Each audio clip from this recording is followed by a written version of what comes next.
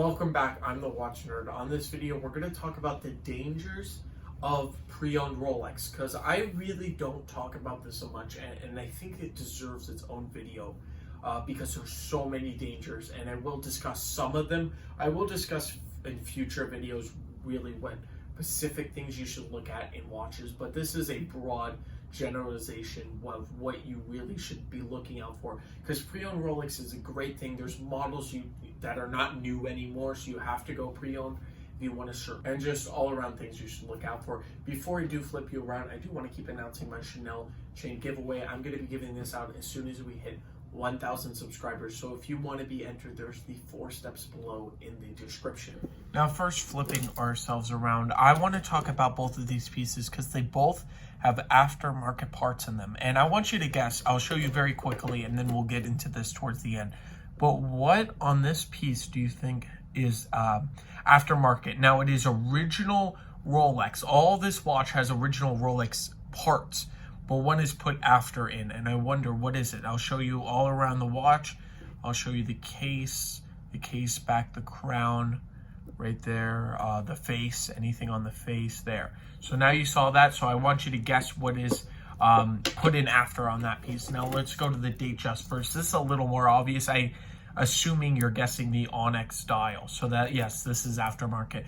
Everything is completely original. So if you're going into a store, this is really the danger of it. This is why I want to make this video. And you want to go buy a Datejust, it's pretty noticeable that this is an aftermarket face. So you will know that at least this is an aftermarket face. And if this, I'm talking pawn shops, I'm talking online sellers, things like that. It should be noticeable if the pictures are clear enough and you can tell that it is more of an Onyx dial. And sometimes it is hard, so you just have to make sure you ask questions to your dealer, definitely. And then, you know, when I see this on its own, and if I go into a shop, then I more tend, now I'm going to say this, I don't know about everybody else, to wonder what else is part of that aftermarket. I would wonder a little bit about the movement. Is everything okay there? Because why would they change out the dial? Now I know people like that look, and that's why people would change out the dial and the bracelet. We did check this one out though, and it is all factory. So the movement is factory, the bracelet, everything is factory and up to date. Nothing's replaced except for that dial. But if you went into this in a scenario where you don't have all that information or something happened, then I will show you a little bit closer so you get some. So if you see an aftermarket Onyx style, it's not as crisp as you would see on a Rolex. You could see a little bit. It's very crisp though. This is a very good aftermarket one, but it's just not like it is on the Rolex. The real Onyx style, it's a little bit more sharp. Now on this piece, it's a little bit different. So I made a review of this piece with this is all tritium loom, and I got somebody saying that the hands are aftermarket. Now I really thought about that. I said no. I read the comment back. So if you're watching this video, you were right. So the hands were put in after, but not like you think. So they are tritium hands, so they're from the same era. We did all the research on it because we couldn't believe that these hands, I even talked to experts that are in their field, and they didn't notice that. So it's really, really scary. Things like this are scary. And then we got it all done. The movement is, everything is good inside. We have it on this Everest leather. It's really, really nice, the piece. But looking at it, it's very hard to tell, but these are from a black face.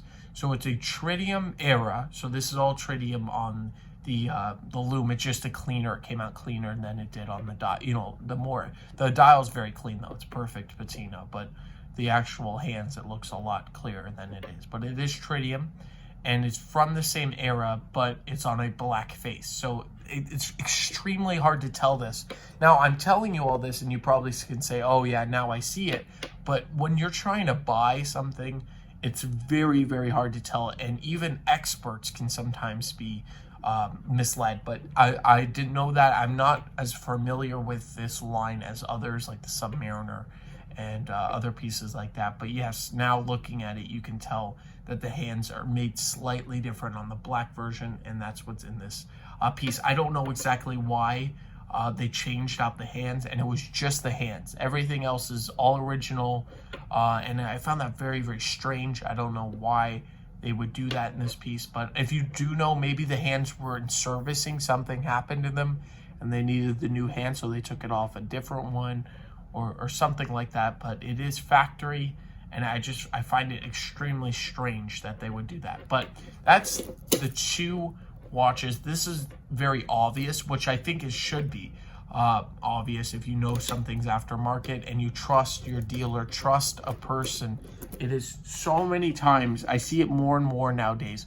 People want to go on an online auction, even eBay. Sometimes you just got to make sure that they're trusted. There's the authenticity guaranteed thing on eBay now too, so you get a little more safety, but sometimes they're not always through that, so you just got to be careful.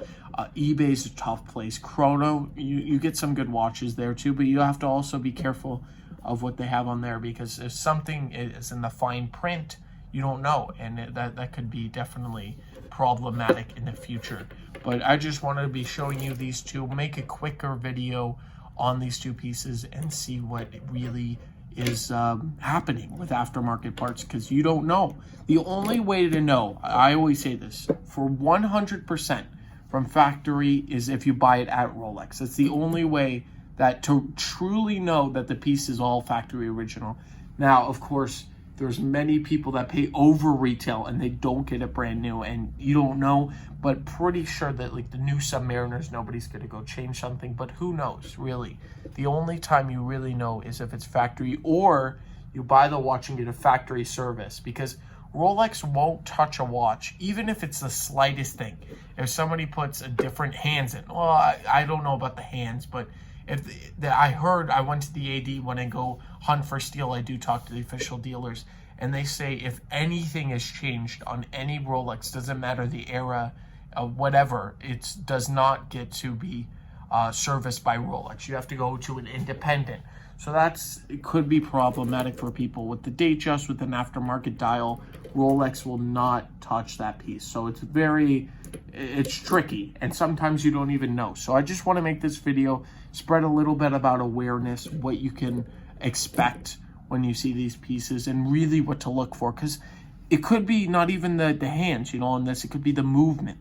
Now it's different when you buy it in a store like here. We give a 1-year warranty on the movement. We check everything out. We do not sell a fake watch to our customers. That is not what we're in for. But there are people online that they don't have a face, they don't have an actual store, and they can get away with this stuff. And there's been lots and millions of dollars worth of, it's basically a scam.